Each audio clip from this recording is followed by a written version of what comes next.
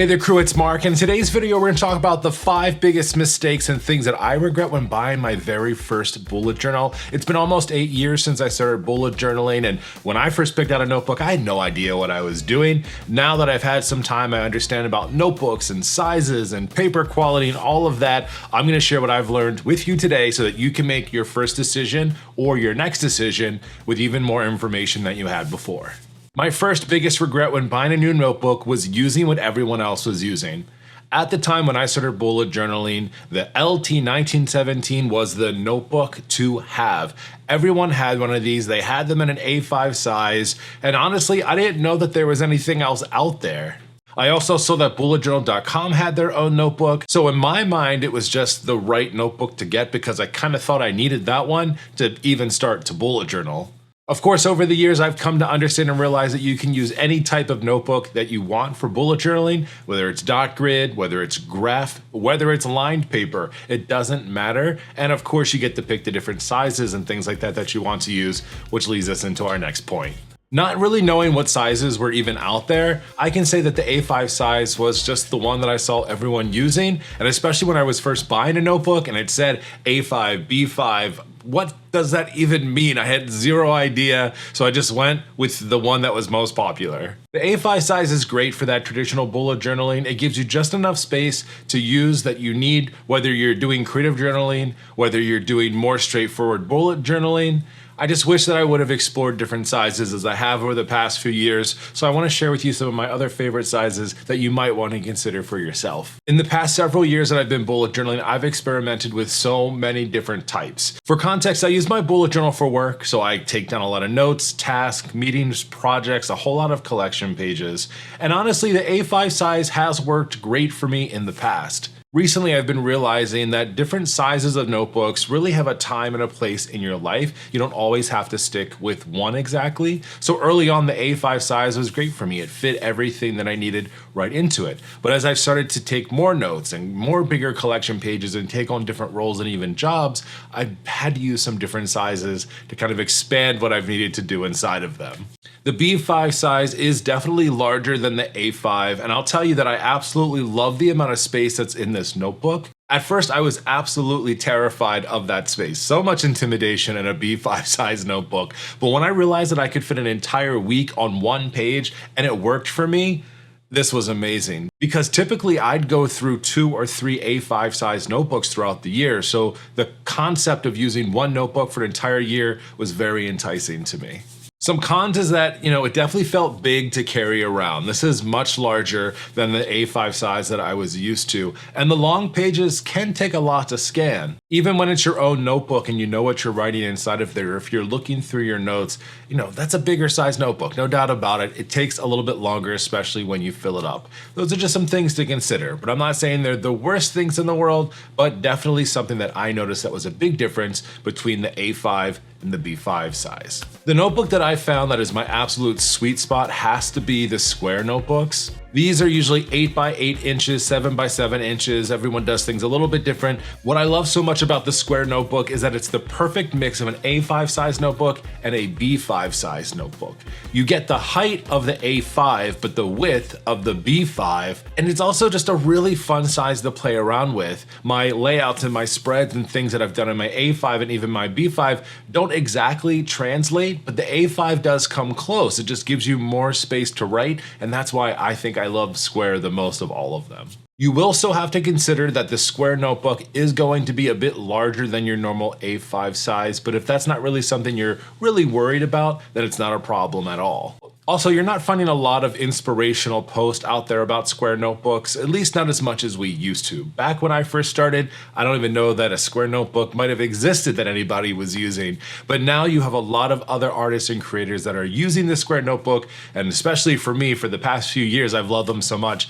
Plenty of inspiration and ideas out there for you. The other thing that no one told me about when picking out notebooks had to do with the type of paper and the paper quality inside. So most notebooks use a meter of GSM. You'll hear that, 80 GSM, 100 GSM, 160 GSM. That stands for grams per square meter. The higher the number, the thicker the paper that you're going to get. So for instance, those LT 1917s, at least the earlier versions, were only 80 GSM. What happens with a lower GSM paper is typically you'll get a lot more ghosting. You could potentially get some bleed through on there. I know there are people out there that don't mind the ghosting in notebooks. They like the way that the notebook looks used. For myself though, I wasn't as big of a fan of that. Now LT17 and specifically bulletjournal.com has come out with their edition 2 notebooks, and these are 120 GSM. So this paper is going to stand up to a little bit more than the original 80 GSM paper, but still in my experience, I still notice the ghosting inside of my notebooks. It might just be because I pay more attention to it because it's something that I don't personally like, but I don't see a giant difference, honestly, between the ghosting at 80 GSM and 120 GSM. It might be ever so slight, but it's something that my eye still catches. My personal favorite notebook paper was introduced to me from Archer and Olive, and this has 160 GSM paper. This is ultra thick paper. You cannot see through the other side when you write on it, and that's why I love that GSM paper the absolute most. Every new page feels nice and fresh. Now, depending on the paper and the notebook and all of the other things that you have to consider, not all paper is made the same. You might still get some ghosting or bleed through if you're using certain types of materials, paint, different types of markers. Some fountain pens and ink also could bleed through your page as well. Stamps are here or there. Sometimes I don't have any issue whatsoever, and then sometimes I'll have an ink or a stamp set that just put down too much ink on the paper and it didn't handle it very well. So I think the best thing to do is to try the notebooks, especially on the back page, see what materials work, what doesn't work, and that way you know what's safe to bring inside of your notebook and what's not. So far, we've talked about, well, what everyone else was using and how you're making those decisions. We've also talked about the different sizes of the notebooks as well as the notebook paper. But something that I did not consider or know that I could even consider had to do with the design or lack thereof design on my notebooks. Because I was looking at what everyone else was doing when I first started inside of bullet journaling, I did not even know there were brands out there that had really cool looking different designs on the front of their notebooks. And to be honest with you, when I first started bullet journaling, I really didn't think that it was even necessary to have anything on the front cover. I personally think that the cover of your notebook is a partial representation of you. It talks about the colors that you like, the designs that you like, the kind of things that you're into, especially if you can find really cool notebooks out there that match your style and your overall aesthetic. Now, some people like a nice monochrome looking notebook setup, and the LT1917s come in a plethora of colors, really any color you could possibly want in the rainbow, I feel like they have already. Other companies like bulletjournal.com have, for the most part, kept relatively safe. They do have their color notebooks of the year, the yellow, the blue, and they have dabbled a little bit inside of some notebook design recently, which is pretty interesting, but very small steps for them. Whereas other companies, let's use Archer and Olive as an example because I have a giant collection of their notebooks, they were one of the first brands for me that really started to show me different ideas and cover designs that I could use for myself. Now, like I mentioned earlier, I use my bullet journal for work, and when I first started bullet journaling, I was going into the office 5 days a week. So I also wanted a notebook and a cover that reflected me, but also was somewhat looked cool, but was still professional. Especially when Archer and Olive first was introduced to me, they had a lot of very like floral designs, some colors that were just like not exactly on point for me, and I really couldn't see myself bringing that notebook to work. Eventually, they did release some notebooks that were just straight colors with nothing on it. And at that point in time, that was exciting for me. Archer and Olive's demographic leans much more towards the women's side of the pendulum. Us guys don't get a whole lot of representation. You have to kind of pick and choose from their different collections to find something that could best represent you. And of course, I'm speaking generally here. Not everyone has the same aesthetic as me.